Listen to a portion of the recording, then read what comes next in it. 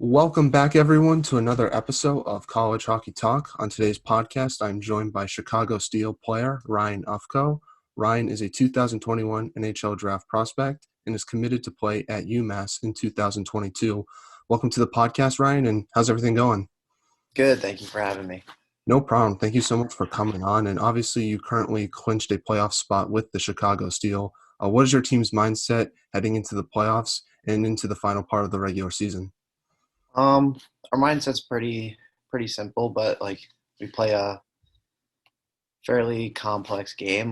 We all love to play offense. We're based around an offensive game, but we know playoffs is all about defensive teams, and that's what we've been trying to tighten up. And we've been doing a really good job of that recently. So we're just going in confident and hope it all goes well.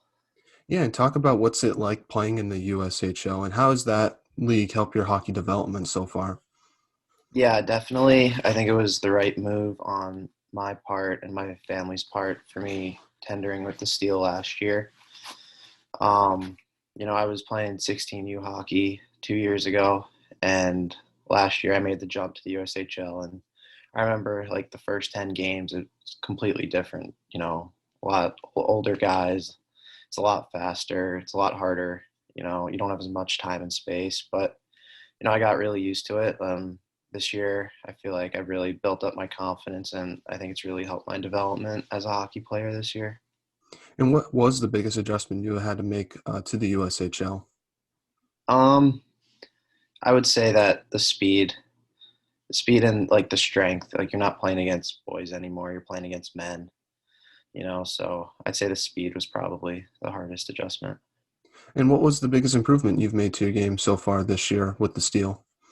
I think my biggest improvement from the start of last year would be my speed and strength. Um, I came in last year like pretty small, pretty light, and I've added about like 30 pounds of muscle mass as my trainer was talking with me about it the other day. But I think putting time in the weight room, especially now, like while everyone's growing and this is our peak, but I think the weight room is very important. Yeah, definitely. And I guess like what's your on ice training looking like so far when you're with the Steel or when you're with your trainer? Yeah, so we'll skate 1 to 2 times a day, usually two. But now since playoffs are around, it's usually just one, keep us rested. But we'll do like a skill session for a little bit. And then our second will be a team practice for about an hour and a half. hmm And what's it like being in Chicago? Talk about the city. I've never been there before, but everyone says it's awesome. Yeah, it's a good city. We're about like an hour away from the city. So we're kind of out in the suburbs. But, if there's a nice day, some guys might go down to the hmm city, walk around, go look at the bean, see downtown. But it's a good city. It's a great place. Yeah, definitely. And you also got to play in the BioSteel All-American game as well. What was that experience like for you? That was a great experience. Although our team lost, like didn't really matter. Like we all had a great time. It was really fun, meeting all other guys around the league, seeing how they are, seeing what their teams are like, and then getting to just play with them and practice with them. It was a great experience. And how'd you handle the pressure of being in that game? Because obviously there's a lot of NHL scouts that are there. Yeah, I mean, that's the thought in everyone's in the back of their head. But like you try to block that out before game time and just focus on the game and what you can do and how you can show yourself, but you can also help the team out. So I thought, just trying to block everything out and just play my game was And the how most did you helpful. get the opportunity to play with the Chicago Steel? Say that again. How did you get the opportunity to play with the Chicago Steel? So I was at Nationals 2 years ago, 16U Nationals in Grand Rapids, Michigan, and Ryan Hardy and Tristan Musser, they were the Steel Scouts, and they were there, and they came up to me, and they were talking to me about like the Steel and all, and they took me and my grandpa out to dinner, explained who they were, how the Steel work, and why they're different from any other junior hockey team. And after nationals, I went back with them for a week into Chicago, and I stayed with the team in practice for a week, and I fell in love with it. It was a great experience playing against older guys there just for a week. But after that, then they gave me the papers to sign the tender, and me and my family, we agreed to it. Hmm. And before the steal, you played for the New Jersey Avalanche. Talk about your experience there and what was that like? That was a great experience because I actually lived in um, the owner's house, Larry Robbins. He has a billet house there. So my coach was Benny Smith, but he would recruit guys all around like the Northeast. We even had a couple kids from Chicago come, but our owner Larry was nice enough that he had a house where there was two full-time billet dads, and we had 10 kids living in it. And Larry also had a rink at his house, so every day we got to skate, work out with our billet dads. But you live in a house with 10 guys on your team, like that's what anyone can ask for. So it was Yeah, really fun. definitely. Definitely a bit crazy living in a house with 10 guys and Oh yeah, it's chaos. There's pranks being pulled all the time. Just a lot of fun. yeah, definitely. Now you're from Smithtown, New York. Talk about growing up there and how'd you start playing hockey? Yeah, so Long Island, like I think the game of hockey's really grown over the past couple of years, and I think it's still growing.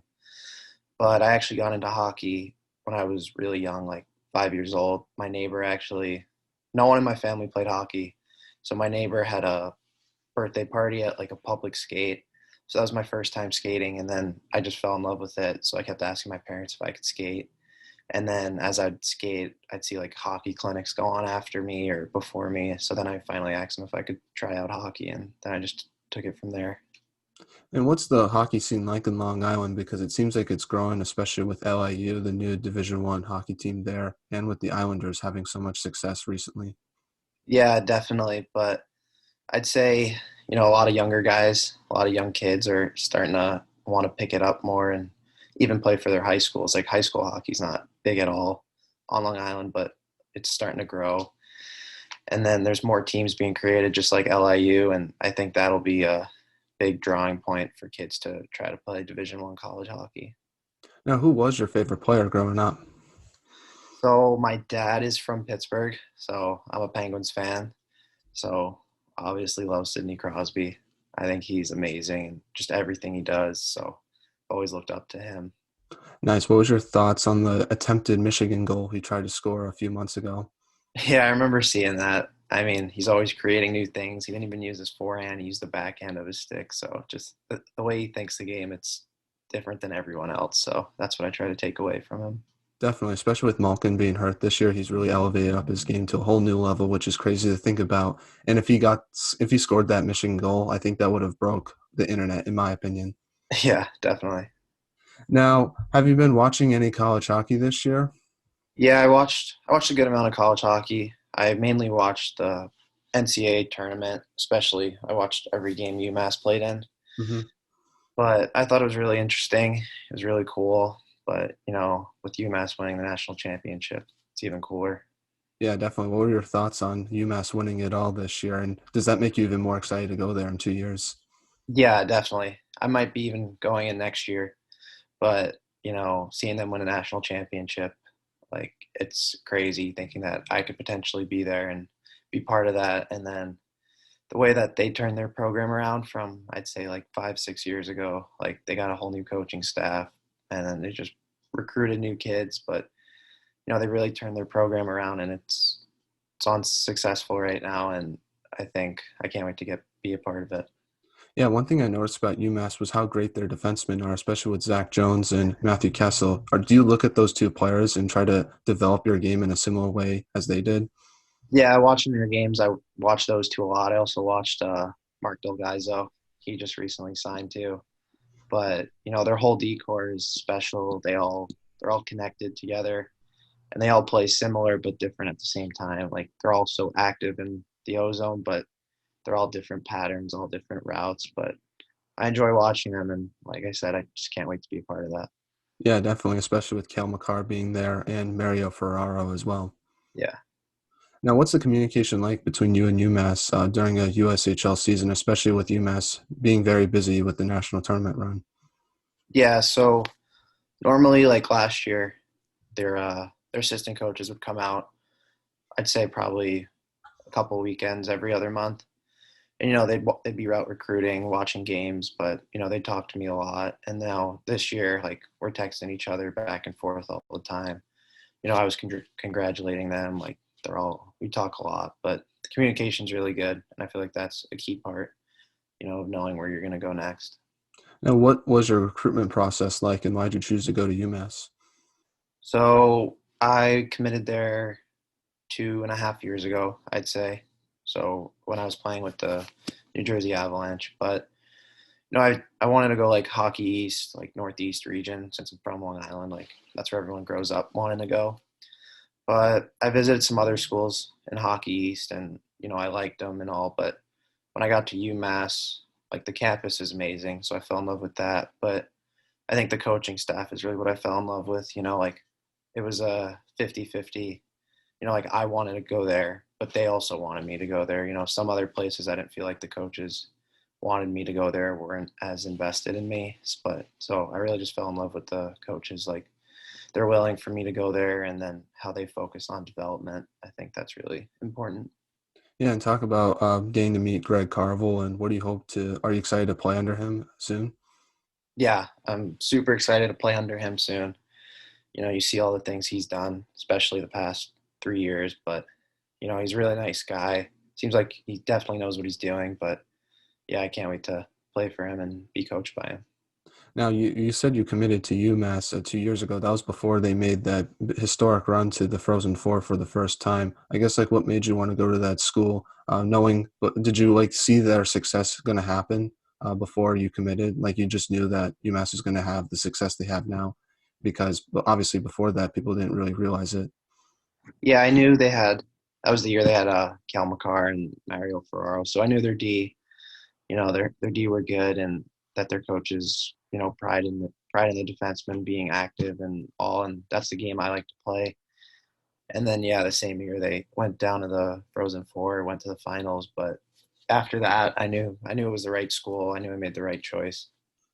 Now, going into Hockey East in a few years, I guess like what's going to be the biggest adjustment you're going to have to make, because obviously there's a lot of great players that play in that league, but it's also a very physical league as well. Yeah, I think honestly, this the same thing that I worked on here for the past 2 years. Jumping into the USHL, I'd say me being a smaller guy, I'd say my strength and my speed that can really help me, and that's going to help me be a lot better, especially in Hockey East. A lot older guys. The game's going to be a lot harder, more physical. So I'd say my strength again. Now, is 3-on-3 overtime in the USHL? Yes.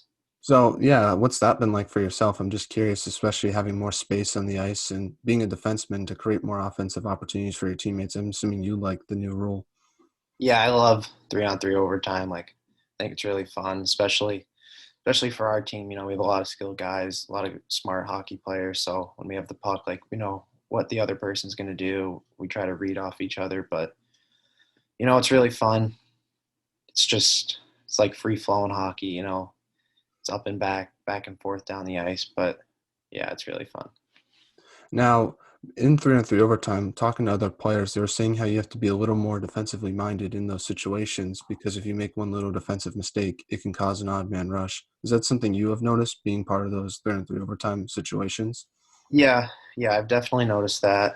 Not going to jump down as much as you would when it's 5-on-5 because you have other people covering for you. But usually when there's one odd man rush the other way, if they don't score and they miss, it's usually going back the other way as an odd man rush, which I think is so special and fun about the 3-on-3 overtime. But yeah, you definitely have to be smarter and more defensively. But if there's an opportunity and you're 100% sure you can make a read and make a pinch down the wall, you can do it.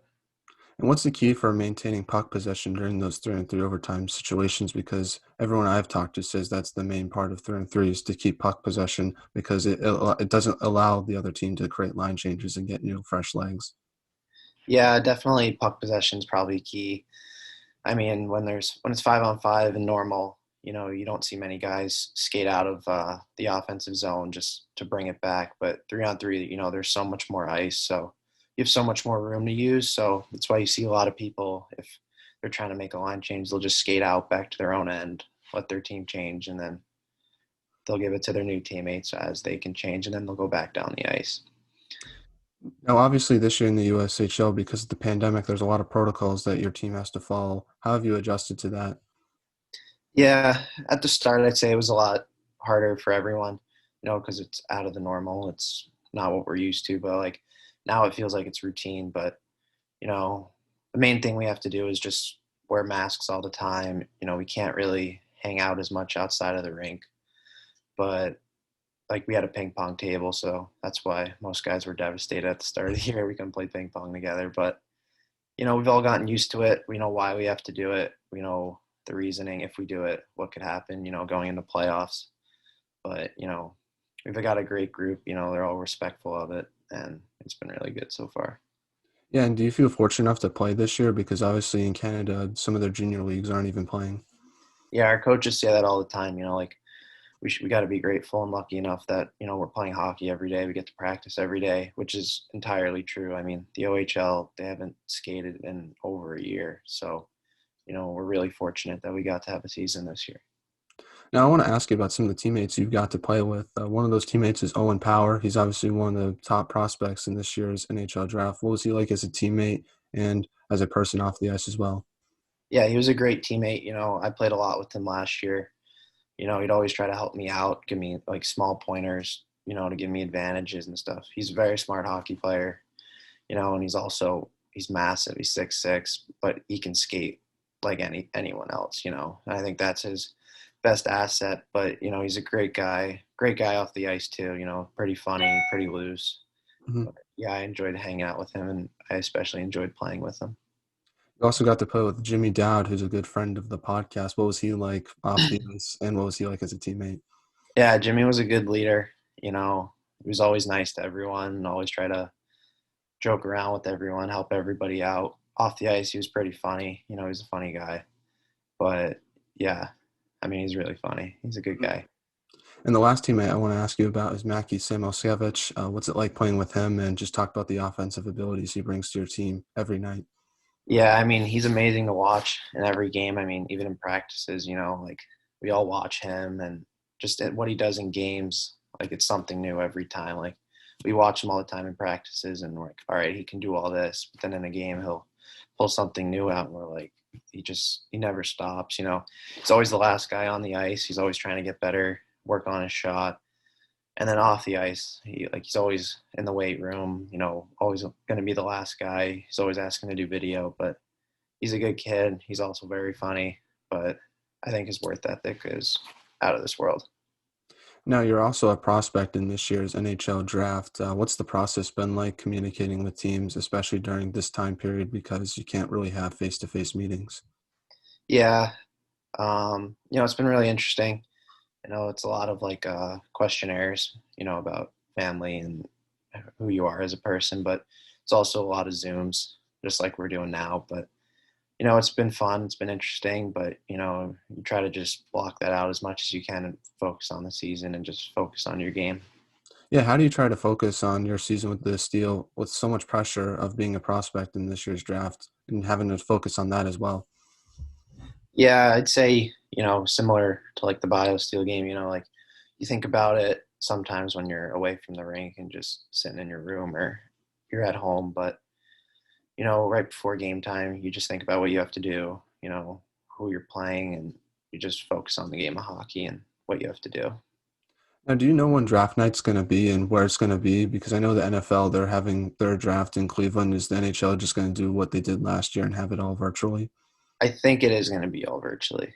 Nice. Nice. Do you know when the draft's going to be, though? Like late I June? Is think that when it's they're trying to have it? July 24th, I want to say. Oh, nice, nice. A bit later, but it's Yeah. nice though. It's not in October because that was last year's, so I felt bad for those prospects because they had to wait a little bit. Yeah. Now, what's your mindset, I guess, heading into the draft in July? Yeah, I mean, it's every kid's dream, to get drafted. And if I'm lucky enough to get drafted, I'll be grateful for it. I don't really care what round it's in, Hmm. but hoping I will. But I'm trying to focus on the next month or so. It's my first time in playoffs too, because last year's got canceled, and we had a great team last year. We could have made a good run last year. So I'm mainly just focused on now and hopefully winning a championship. Yeah, using last year's cancellation, how are you going to use that as motivation heading into this year's playoffs? Yeah, a lot of guys from last year, like everyone, even the new guys this year, they all know what happened last year and how we had a great team and could have possibly won it. But we think about it all the time, every day. So I don't think we need any more motivation, but Mhm. it'll be in the back of our heads. Now we're now in a segment I like to call the non-hockey segment, where I ask you some non-hockey questions. My first question to you is, what music do you like to listen to before a game or just on a general basis? Um, I usually, I like country. I like listen to that, but I also listen to a lot of like just the new releases, new hits. Nice. And in the locker room, I don't really care. It's just whoever's on aux, they just play whatever they want, and I don't really mind. I don't care. Who's usually on Ox? It rotates. We usually rotate a lot, but I'll say Jack Babbage. He's Hmm. on it a lot, and then Matt Coronado or Sean Farrell. Now, speaking of your teammates, who's the teammate that's the funniest with the steal that you have? Um, there's a lot, but I'd say Eric Middendorf, our captain. He's pretty funny, pretty loose, which I think is great, especially for him being a captain. Keep the room loose. But yeah, I'd say him. Now, who has the best style on the team? Uh, it's a good question. There's a lot of guys.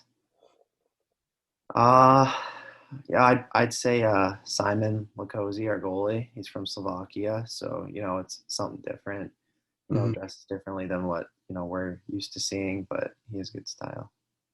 Now, if you could have lunch with anyone in the world, who would it be and why?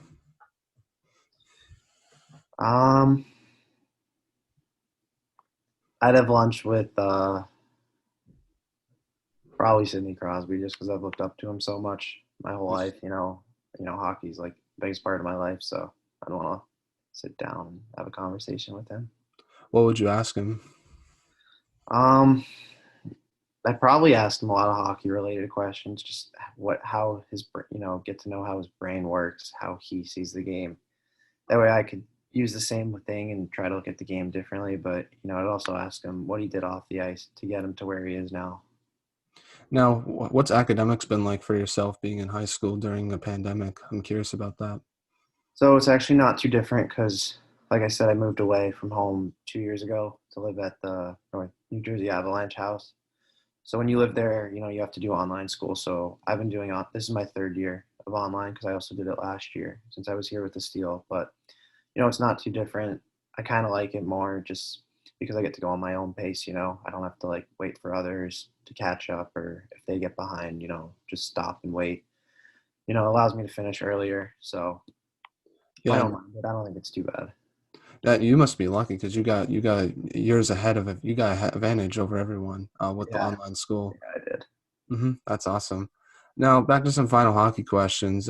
What advice would you give someone who's trying to pursue a Division I college hockey scholarship?